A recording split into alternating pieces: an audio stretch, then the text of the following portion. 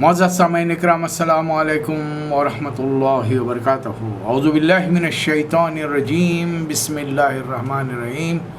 عبس وتولی ان جاءہ الاعمی وما یدریک لعلہ یزکی او یذکر فتنفعہ الذکری اما من استغنی فانت لہ تصدی وما علیک الا یزکی واما من جاءک یسعی وہو یخشی فانت عنہ تلہی کلا۔ صدق اللہ مولانا العظیم۔ سورہ عبسہ کی کچھ آیتیں، ابتدائی آیتیں تلاوت کی ہیں، ترجمہ سماعت فرمائیے۔ ترش روح ہوئے، بے رخی برتی اس بات پر کہ وہ اندھا آپ کے پاس آ گیا، آپ کو کیا خبر وہ سدھر جائے یا نصیحت پر دھیان دے، اور نصیحت کرنا اس کے لیے فائدہ بخش۔ جو شخص لاپرواہی برتتا ہے آپ اس کی طرف توجہ کرتے ہیں، حالانکہ اگر وہ نہ سدھرے تو آپ پر اس کی کیا ذمہ داری ہے، اور جو آپ کے پاس دوڑتا ہوا آ رہا ہے اور ڈر رہا ہے اس سے آپ بے رخی برت رہے ہیں۔ ہرگز نہیں۔ مکہ مکرمہ ہے، نبی کریم صلی اللہ علیہ وسلم کی تبلیغی زندگی کا 4تھا سال چل رہا ہے۔ سیرت طیبہ میں قرآن مجید کس ترتیب سے نازل ہوا ہوگا اس کے پیش نظر یہ سیریز، یہ ترتیب بنائی گئی ہے تاکہ عام فہم انداز میں آج کل کے نوجوانوں کو، ہماری نئی نسل کو آسانی کے ساتھ بیک وقت دو چیزیں پہنچ جائیں، بلکہ کئی چیزیں پہنچ جائیں۔ قرآن کا مختصر خلاصہ سوروں کا، سیرت نبی صلی اللہ علیہ وسلم کے اہم ترین واقعات، صحابہ کرام کے تذکرے، احادیث نبوی، یہ تمام چیزیں آپ کے پیش نظر آ جائیں، جو بڑے لمبے مطالعے کے بعد میں ہی ممکن ہے۔ اور آج کے دور میں ہم میں سے ہر فرد کو ایک بات کا اندازہ ہے کہ ہماری نسل کتابوں کی شوقین نہیں رہی، الا ماشاء اللہ۔ زیادہ تر اب وہ اپنے موبائلوں میں گم رہتے ہیں۔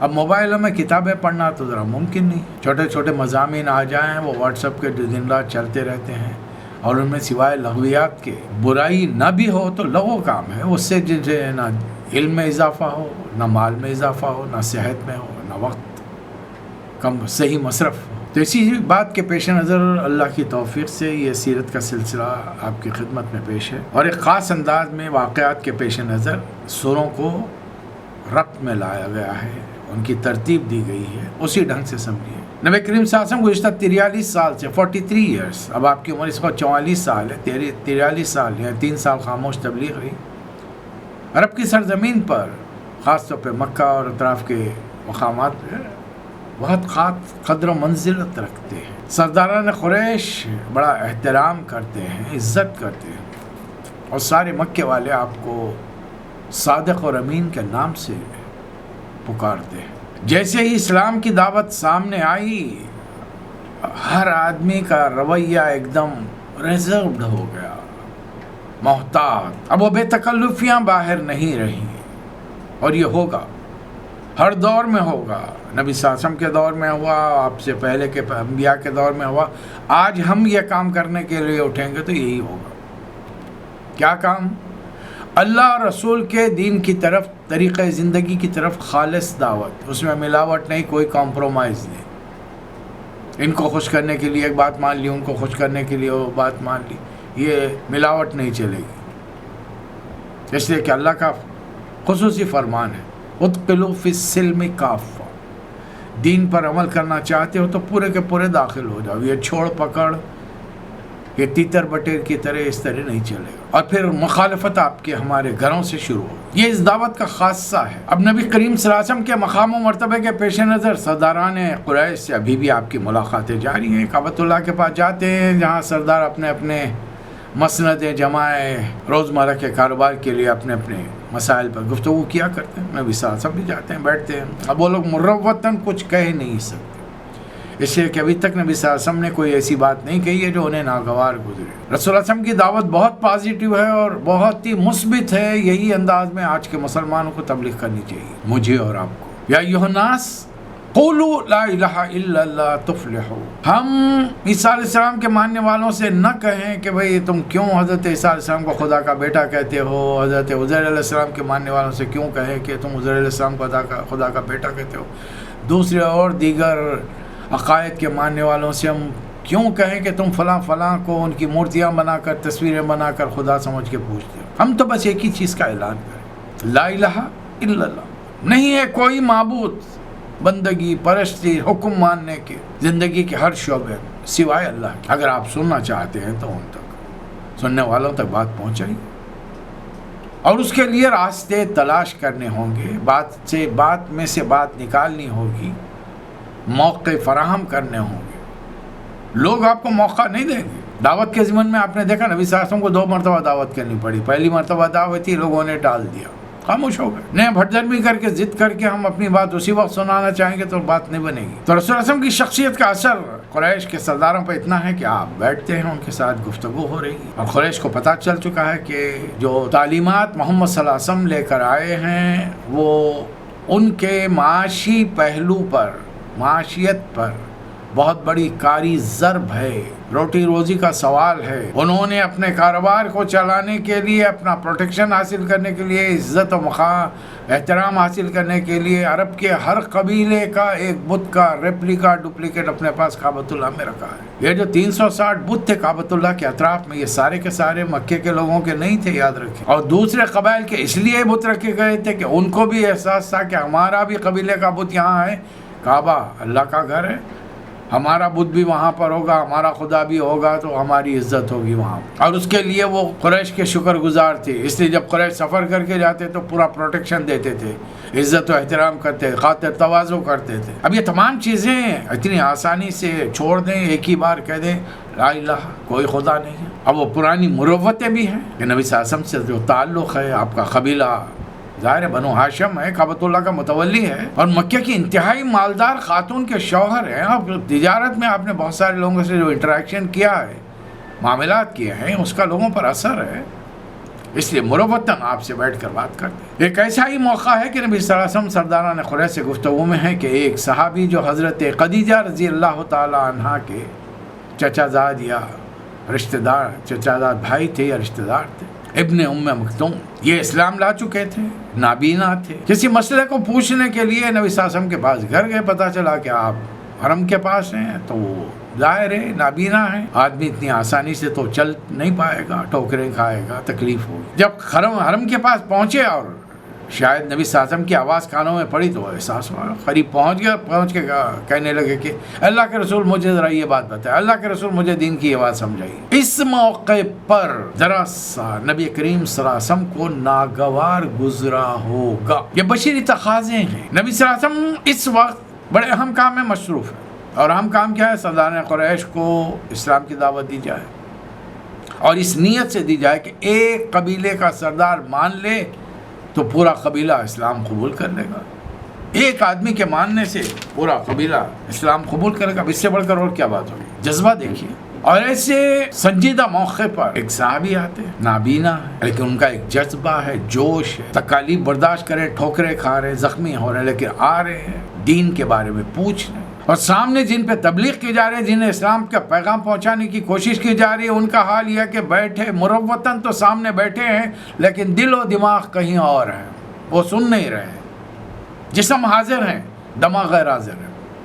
یہ ہوتا ہے، یہ عموماً میرے ساتھ بہت ہوا ہے۔ مسجدوں میں جب تقریر کے لیے جاتے ہیں تو وہاں پر کچھ توجہ سے سننے والے بھی ہوتے ہیں، اور کچھ اپنے اپنے خیالات رکھنے والے بھی ہوتے ہیں۔ اب وہ بظاہر مجھے یہ بتانا چاہتے ہیں کہ ہم آپ کی توجہ تقریر سے سن رہے جناب، لیکن جب میری نظر ان کے ہاتھوں پہ پڑتی ہے تو پتہ چل رہا ہے کہ وہاں پر تسبیح چل رہی ہے اور من کے گرتے جا رہے ہیں۔ اب ایک وقت دو کام تو ہو نہیں سکتے کہ آپ ایک کو سنیں بھی اور دوسری طرف آپ اپنا وظیفہ بھی جاری رکھیں۔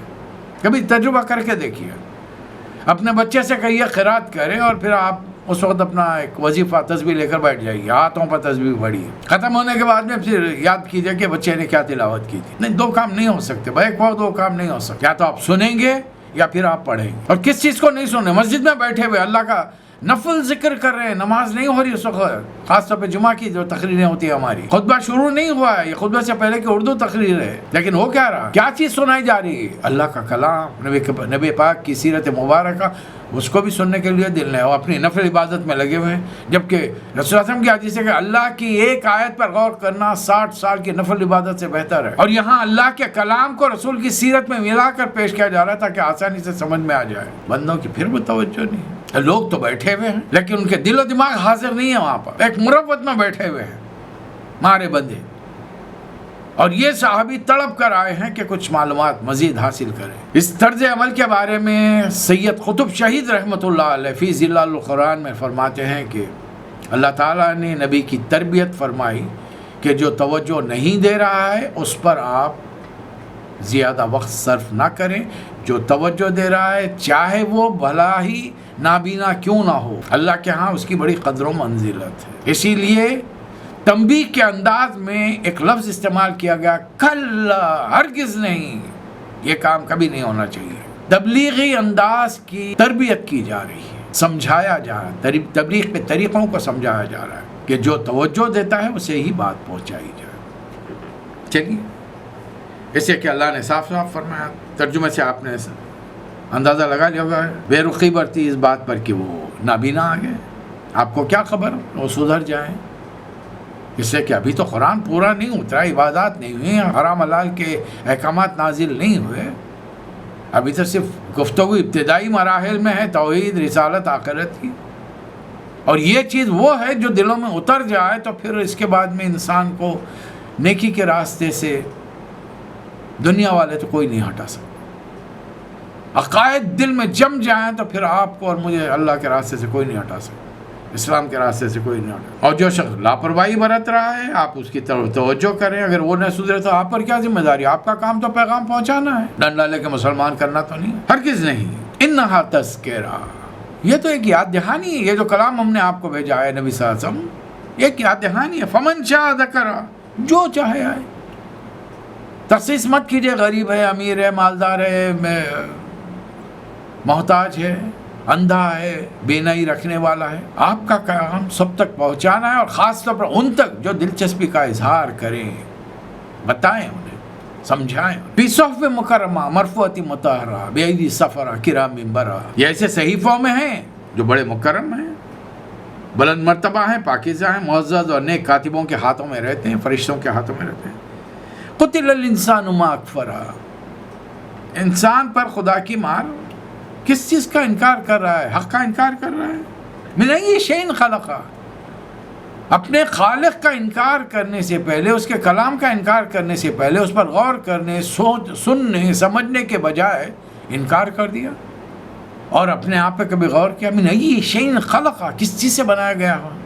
حقیر، گندے، اچھلتے ہوئے پانی سے۔ من نطفہ، اب اردو والوں کے لیے لفظ ذرا ثقیل ہے، وہ پر منہ پہ ہاتھ رکھ لے، عربی لفظ قرآن میں استعمال ہوا ہے، کیا کریں؟ وہ جسم سے پانی جب نکلتا ہے تو اسے نطفہ کہتے ہیں۔ اسی حقیر چیز سے ہم بنے ہیں، سارے کے سارے انسان، ایک پہلا جوڑا حضرت آدم ہوا، حضرت حوا کو چھوڑ کر سارے انسان اسی سے بنے ہیں، من نطفہ خلقہ فقدر، وہ جو رات کی تاریکیوں میں اور 3 پردوں کے اندر ماں کے پیٹ میں جو اس پانی کا خطرہ گرا تھا، اسی سے انسان کی تخلیق، اس کی تقدیر سب بن رہی ہے۔ ثم السبیل یسرہ، پھر دنیا میں آیا، راستہ بتایا گیا۔ ثم اماتہ فاخبرہ، ماں کے پیٹ میں بھی وہی خبر کی تاریکی رہتی ہے، اور ایک دن اسی خبر کی تاریکی زمین کے پیٹ میں جانا پڑے گا۔ اور یہاں پر انسان کی موت کے بعد اس کو دفن کرنے کا حکم دیا جا رہا ہے کہ قبر میں ڈالو اسے، جلاؤ مت، سمندر میں مت پھینک دو، جنگلوں میں مت پھینک دو درند چرند پرند کھانے کے لیے، بلکہ ایک انسان کے جسم کا احترام اور اکرام کرو، اسے اچھے طریقے سے دفن کرو۔ ثم اذا شاء انشرہ، اور جب چاہے گا اللہ تعالیٰ دوبارہ زندہ کرے گا۔ اب یہ بھی بات سمجھ میں نہیں آ رہی تمہارے؟ چل ایک کام تمہارے لیے اور تمہیں سمجھانے کے لیے، فَلْيَنْظُرِ الْإِنسَانُ إِلَىٰ طَعَامِهِ، انسان اپنے کھانے پینے کی چیزوں کو ذرا دیکھ لے، اپنے خوراک کو کیا کیا کھانے کے لیے۔ میں نے اس سے پہلے عرض کیا تھا، یہ زبان کا جو گوشت کا لوتھڑا ہے، 9000 کھانے ہیں اس کے اندر، ہر کھانے میں مزہ، ٹیسٹ کچھ اور ہی ہے، کھارا، میٹھا، پھیکا، کڑوا، کھٹا، ایک ایک چیز کا ٹیسٹ ہے۔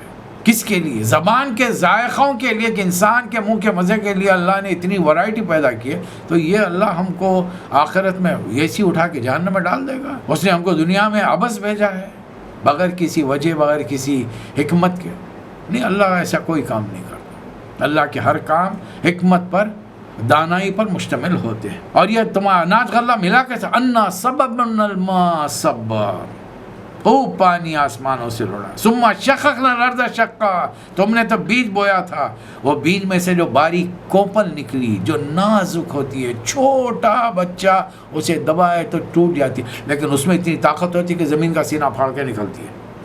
فانبتنا فيها حبا وعنبا وقضبا وزیتونا ونخلا وحدائق غلبا وفاکہۃ وابا, اناج, غلے, انگور, ترکاریاں, زیتون, کھجور, گھنے باغ, پھل پھلارے, چارے تمہارے اور تمہارے مویشیوں کے لیے. حضرت عمر رضی اللہ تعالیٰ عنہ ابھی ایمان نہیں لائے مکے کے دور میں, جب ایمان لائے ایک بار سورہ تلاوت کر رہے تھے, کرتے کرتے اس آیت پر پہنچے, وہ فاکہۃ وابا. حالانکہ بڑا عربی کا ذوق ہے, زباندان نہیں, جانتے ہیں ابا کے معنی سمجھ میں گیا.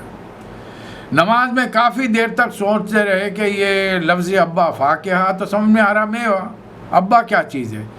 ذری دیر کے بعد میں احساس ہوا کہ عمر جتنا سمجھ گیا کیا اس پر عمل ہو گیا؟ جو چیز سمجھ میں نہیں ہے اس کے پیچھے پڑے ہو. یہ ہے دین سمجھنے کا طریقہ, دین پر عمل کرنے کا طریقہ. یہ مت سمجھیے کہ پورا دین سمجھ جاؤں گا اس کے بعد میں عمل کرنے نکلوں گا, نہیں. جو بات جس مرحلے میں سمجھ میں آ جائے اسی وقت سے عمل کرنا شروع ہو جائے. دیکھیے رسول اللہ علیہ وسلم کا نام ہم نے سنا ہے, صادق ہے, امین ہے. ایک بات تو معلوم ہو گئی نا. چلیے قرآن نہیں معلوم ہوگا, چھوڑ دیجئے. سپوز فرض کر لیجئے کسی کو بھی قرآن نہیں معلوم ہے. نبی کے 2 نام معلوم ہیں. صادق کس سے کہتے ہیں؟ سچ بولنے والے کو. امین, امانت دار, جو چیز رکھائی جائے جیسی کہ جو کہ تو رکھے, اور جب لوگ رکھانے والے مانگے واپس کر دے. 2 صفات اپنا لیں, دنیا میں آپ کا چرچا ہو جائے گی, شہرت ہو جائے گی, بغیر کسی کے ایڈورٹائزمنٹ کے, بغیر بڑے ہورڈنگ اور بورڈنگ لگائے گا, کچھ نہیں, کسی چیز کے. نیکیاں اپنے آپ کو منوا لیتی ہیں اور جھوٹ کو منوانا پڑتا ہے. پھر اللہ اتنی بات کہ کھانا پینا یہ تم کو اس لیے مفت میں دے رہے ہیں کہ تم دنیا میں جاؤ, کھاؤ پیو, جانوروں کی طرح زندگی بسر کرو, چوپایوں کی طرح, اور واپس آ جاؤ. نہیں نہیں, ایسا نہیں ہے. فَإِذَا جَاءَتِ الصَّاخَّةُ, ایک بڑا خطرناک واقعہ ہوگا, کان بہرے کر دینے والی آواز بلند ہوگی, 3 سور پھونکا جائے گا.